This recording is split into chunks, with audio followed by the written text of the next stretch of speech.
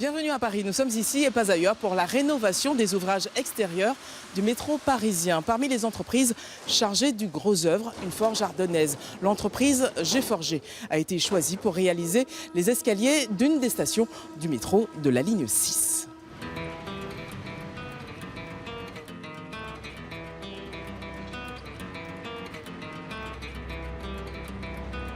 Alors la ligne 6, en fait, elle est née sous un nom qui s'appelle la ligne 2 Sud, la circulaire Sud.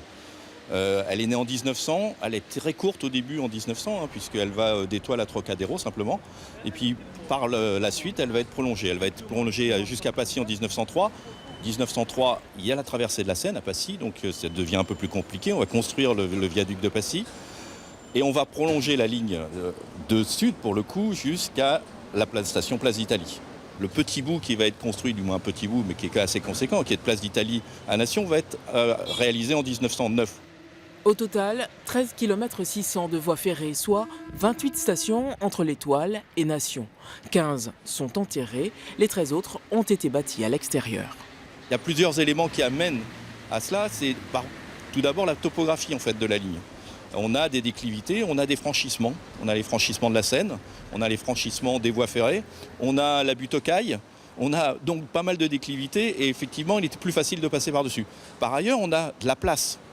C'est-à-dire qu'on construit la ligne 6 sur le boulevard où se situe l'ancien mur des fermiers généraux qui a été détruit. Et l'emplacement de cette ligne existe en quelque sorte pour le mettre en aérien. Puis par ailleurs, en termes de coût, c'est pas du tout la même chose de faire de l'aérien et de faire du souterrain. Dans le style, elle s'éloigne très peu de l'architecture environnante. Fonte, pierre de taille, structures métalliques et verrières composent l'essentiel de l'infrastructure. À l'époque, le travail en structure métallique était en fait très moderne et très répandu. On est effectivement, il y a la tour Eiffel qui a été réalisée en structure métallique, mais aussi toutes les grandes gares. La gare du Nord ont été des réalisations effectivement qui étaient très portées sur les structures métalliques, qui permettaient les redescentes de charge et donner une certaine légèreté malgré tout à ces architectures.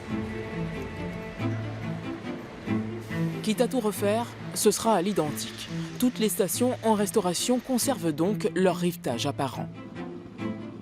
Aujourd'hui, très peu d'entreprises sont capables de réaliser ce travail dans l'esprit 1900. Et l'une d'elles est à Semide, dans les Ardennes. Le rivetage, c'est assembler plusieurs parties d'acier. Donc le cornière, là en l'occurrence, un autre cornière en dessous et un plat. On perce, ensuite on vient boulonner 1 sur 2. On place le rivet et ensuite on vient riveter à chaud. L'écrasement des deux matières plus le rétrain de l'acier viennent serrer les deux pièces ensemble. Voilà, c'est assez simple, mais c'est toute une technique. Pour l'heure, 4800 rivets ont été posés sur les éléments de la structure composant la future station rénovée du métro Bir Hakeim. On est donc station Bir Hakeim et ce n'est pas l'escalier entier que vous devez refaire. Ce sont certaines parties de cet escalier mais qui seront visibles. Oui, effectivement. Alors moi, ma société, on a à faire la partie des limons jusqu'en bas et les marches qu'on a réalisées. J'ai donné en fabrication donc à la société Ballon, on est plusieurs entreprises à travailler sur le projet. La partie perçage et assemblage des limons, c'est la société Ballon. Et ensuite, moi, je fais juste l'assemblage par rivet, donc rivetage à chaud de toute la structure. Ce qui fait de la rigidité ou la solidité de la structure, ce sont ces rivets. Donc les rivets, ouais, l'assemblage de rivets à chaud, qu'on vient écraser avec une boutterole de chaque côté. Et ce qui donne le serrant des deux pièces, c'est vraiment donc le rétrain de l'acier en refroidissant qui vient brider les deux pièces l'une à l'autre et à la fois s'écarter dans le trou pour épouser tout l'espace qui lui reste dans le trou pour écraser les deux pièces. Le rivetage à chaud, Greg Laclair en a fait sa spécialité, au point de travailler comme ses prédécesseurs du début du XXe siècle, avec une forge au fioul et une machine pneumatique à colle de cygne. Les machines que j'ai récupérées, je les ai démontées en pièces détachées, donc j'ai appris à connaître la machine en la démontant. Et ensuite, j'ai travaillé à tâtons, je suis un peu autodidacte. Et j'ai aussi quelques anciens qui m'ont appris, qui m'ont expliqué certaines choses du métier.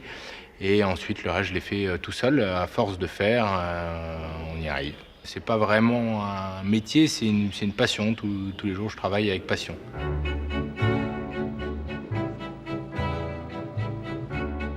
La structure sera assemblée au mois d'août prochain et dans quelques mois, quelques millions de personnes fouleront cet escalier sans savoir que ce sont des Ardennais qui l'ont fabriqué. Sauf nous. À bientôt, ailleurs, en Champagne-Ardenne.